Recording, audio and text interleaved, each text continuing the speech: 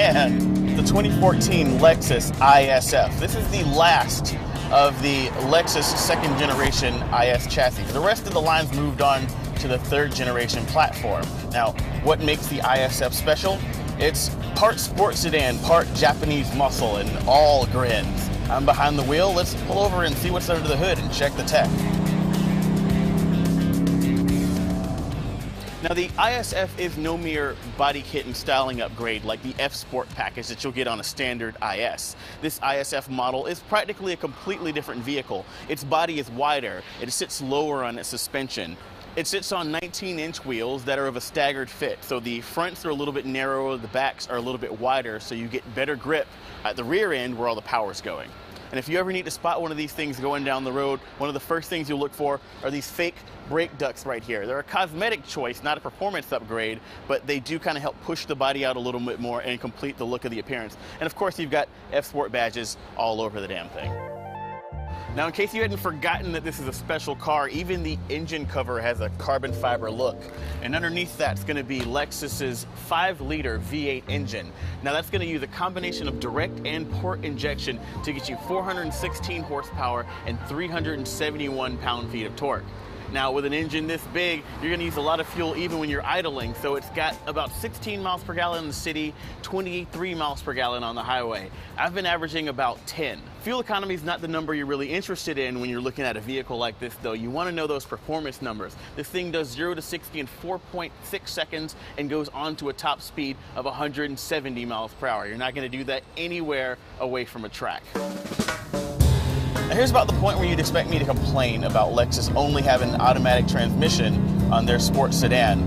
But this is a really good automatic transmission. It's got 8 forward speeds, and that's from a 5 or 6 year old gearbox. Most automakers are only getting around to putting out 7 in their most efficient vehicles. We've got 8 in the sports car. And that transmission also uses Lexus's direct shift technology, which locks up the gearbox. It locks up the torque converter in gears 2 through 8, so you lose a little bit of the slop that you would normally have in a torque-converted automatic transmission, but then you still get the smooth shifts when you need them. Now, day to day, it's a little rough to deal with. The suspension is firm and it's going to bump you around a lot over bumps. Those brakes are going to squeal when they're cold, but you knew that getting into this. If you drop down your money on a Lexus ISF, you knew that you're getting something that's just a little bit more hard-edged than your typical IS. So I'm willing to deal with that for the grins that this car supplies, and man, are there plenty of grins to be had. Now, the interior and cabin tech of this 2014 ISF is top-notch for 2008 when this car was debuted. It hasn't changed a lot. We do have some cool things here. Push button starter is standard. We've got these really nice sport seats that are leather and Alcantara, and they really hold you nice in the corners. There's not a lot of hard plastic, but the dashboard's covered with this weird soft rubbery stuff. I like to call this Godzilla skin because it looks like the big monster from the Japanese movies. The dashboard tech is mostly optional. This is going to be our hard drive based Lexus navigation system. It uses a touchscreen as opposed to the remote touch controller that a lot of newer Lexuses use. And it does feel dated, but it definitely gets the job done. It has been updated with Lexus's Inform app, so if you want to use Pandora, Bing for searching, looking up Yelp reviews and whatnot, you can do all of that here once you've connected to a smartphone that's running the Inform app. We've also got Bluetooth hands-free as standard, as well as audio streaming and USB connectivity for your iPod and mass storage devices. The interesting thing about the system is that although it is dated and it uses a touchscreen and the graphics look a little bit old, in its own way, it is better than what Lexus is doing right now with that remote touch controller. There's not a lot of fiddliness. It's really simple and it's really easy to use, and I'd like to see Lexus getting back to doing more with less instead of complicating the control scheme. Now, the audio from this non-branded 13-speaker Lexus audio system is really good. This really strong bass, and it fills the cabin up.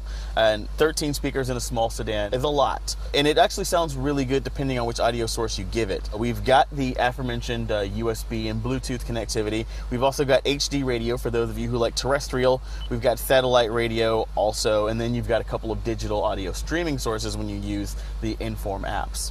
Upgrading to the navigation camera also takes advantage of the large screen with a reverse camera, and it doesn't have trajectory lines or distance markers, but it is remarkably clear, big, and bright. I really like that. For $500 or $600 more, you get front and rear distance sensors, so they'll let you know with an audible beep when you're getting close to something at the front and rear of the vehicle. And of course, it's going to take a lot of practice to get this wide body close to the curb without scuffing up those 19-inch BBS wheels.